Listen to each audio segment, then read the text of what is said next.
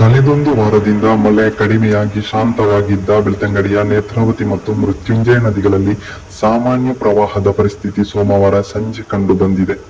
ಬೆಳ್ತಂಗಡಿ ತಾಲೂಕಿನಾದ್ಯಂತ ಹೆಚ್ಚಿನ ಮಳೆ ಇಲ್ಲದಿದ್ದರೂ ಈ ನದಿಗಳ ಉಗಮ ಸ್ಥಾನದಲ್ಲಿ ಭಾರೀ ಮಳೆಯಾಗಿರುವ ಸಾಧ್ಯತೆ ಇದ್ದು, ನದಿಗಳಲ್ಲಿ ಪ್ರವಾಹದಂತೆ ನೀರು ಹರಿದಿದೆ. ಜುಲೈ ತಿಂಗಳಲ್ಲಿ ಆಗಾಗ ಸಾಮಾನ್ಯ ಪ್ರವಾಹ ಸ್ಥಿತಿಯಲ್ಲಿ ಹರಿದ ಈ ನದಿಗಳು ಸೋಮವಾರ ಪ್ರವಾಹದ ಭೀತಿ ಸೃಷ್ಟಿಸಿದವು. ತಾಲೂಕಿನ ಹೆಚ್ಚಿನ ಕಡೆಗಳಲ್ಲಿ ಸೋಮವಾರ ಮಧ್ಯಾಹ್ನ ಸಾಮಾನ್ಯ ಮಳೆಯಾಗಿತ್ತು. ಆದರೆ ಸಂಜೆ 5ರ ವೇಳೆಗೆ ನದಿಗಳು ಏಕಾಏಕಿ ತುಂಬಿ ಹರಿಯತೊಡಗಿದವು. ಮುಂಡಾಜೆ, ಕಲ್ಮಂಜ, ಕಡಿರುದ್ಯಾವರ, ಮಿತ್ತಬಾಗೇಲು ಮೊದಲಾದ ಕಡೆ ಹೆಚ್ಚಿನ ತೋಟಗಳಿಗೆ ಪ್ರವಾಹದ ನೀರು ನುಗ್ಗಿ ಕಡಿರುದ್ಯಾವರದಿಂದ 10 ಕಿಲೋಮೀಟರ್ ದೂರದಲ್ಲಿರುವ ಬಂಡಾಜೆ ಜಲಪಾತ ತುಂಬಿ ಹರಿಯುವ ದೃಶ್ಯ ಕಡಿರುದ್ಯಾವರದಲ್ಲಿ ಗೋಚರಿಸುತ್ತಿತ್ತು.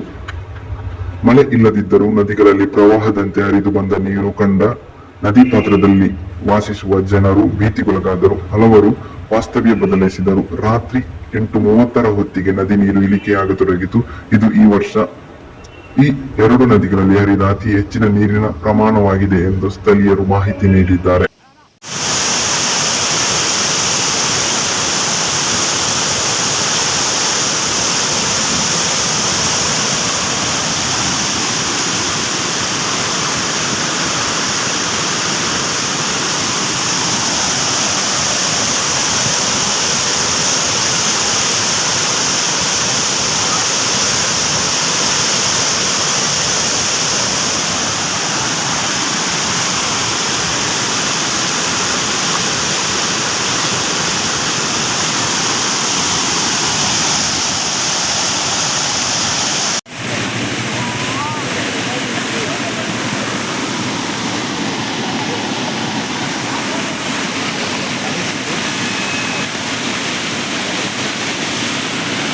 ada pemerintah.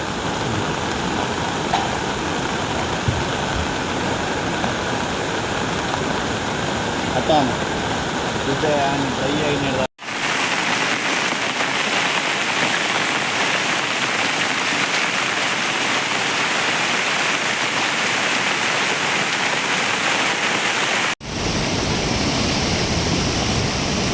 Hei, anak, kari itu.